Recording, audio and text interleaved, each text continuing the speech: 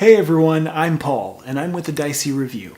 Tonight we're going to be illustrating how you can play Detective, a modern crime board game, over one of the many popular video conferencing apps available today.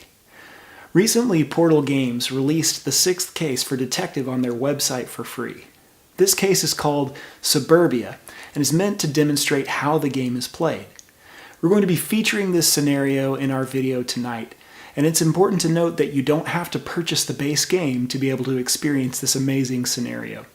Suburbia can be played completely online just by downloading the free files and having some paper and pens handy. The software that we're going to be using tonight is Zoom. Zoom is a video conferencing app that has gained popularity in recent months and offers lots of features that make online gameplay helpful. It's important to note, however, that you can also play the game using Skype or Discord in a very similar fashion. The first thing to do is to navigate to the Portal Games website. Search for their games, and if you look under the heading for Detective, you should see a link that says Play Detective for free. If you navigate to this page, it will have all of the files necessary to play the game. The page will also have a PDF version of the Rulebook. Now, it's important to note that the purpose of this video is not to teach the game. If you want to learn how to play, we recommend watching Rodney Smith's Watch It Played video or reading the downloaded Rulebook. The link to Rodney's video and the Portal page where the files can be downloaded for free are in the description of this video. Once you know how to play, it's time to download all the files to play. On the Portal website, you can download an image of the game board and a PDF file with all of the cards in the case deck.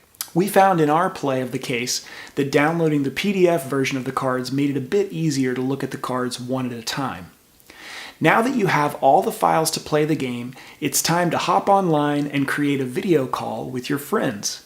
Detective is a game about cooperatively solving a mystery with a group of your friends. In the base game, the designer recommends assigning each player at the table a role to manage while they play the game. It works very well to use the same approach when playing Detective over a video call.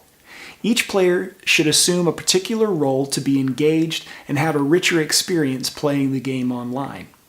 The other big aspect of Detective is communication. And this aspect of the game shouldn't change much when playing over a video call. It's still very important for players to discuss the case and put forward ideas. If one player has the components for the base game, then it can be helpful to have one player manage the game board, moving the marker to different locations and moving along the time tracks.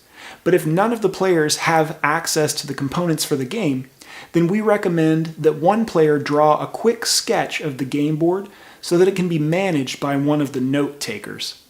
This sketch of the game board can be very simple, a piece of paper with some generic cubes to move around. And this is to help keep track of the time spent with the actions taken during the game. When playing Detective over the internet, we found that some of the roles can be combined or slightly altered to make things easier. So let's look at each role and how you can alter it to play online. The first two roles to look at are the narrator and the browser. In the base game, these roles are listed as two separate jobs. If one player downloads the files for the cards and the file for the case introduction, they can read the introduction, and then it can be their job to keep the lead cards in order and read new ones during the game. If you download the PDF file onto your phone, you can scroll through the cards and screenshot a picture to send to everyone so that the group can read along. Or if you're using Zoom, you can actually share your phone screen as a second display. We recommend that the person managing this role writes down the card number of each collected card and whether the group has access to just the front of the card or the front and the back. The next role to discuss is the Techie. In the base game, the Techie is responsible for browsing the internet and logging in and making entries in the Antares database. This role can be managed in much the same way as at a table. One of the players simply needs to have the database open while they're playing. And finally, the remaining players can be note takers and fact checkers.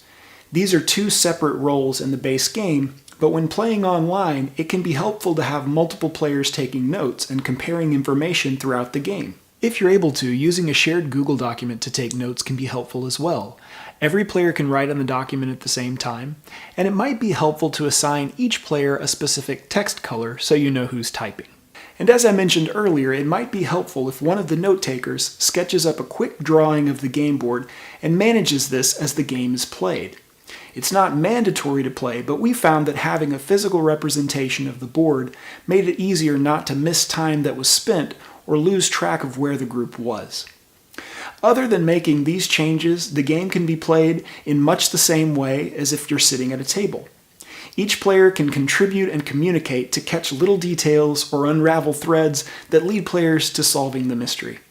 The Suburbia scenario takes 60 to 90 minutes, and it's a wonderful way to play games while socially distancing. It's also important to note that with a few slight changes, this method can be used to play the base game online as well.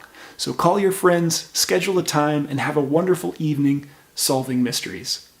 Thanks so much for watching, and until next time, we'll see you at the table.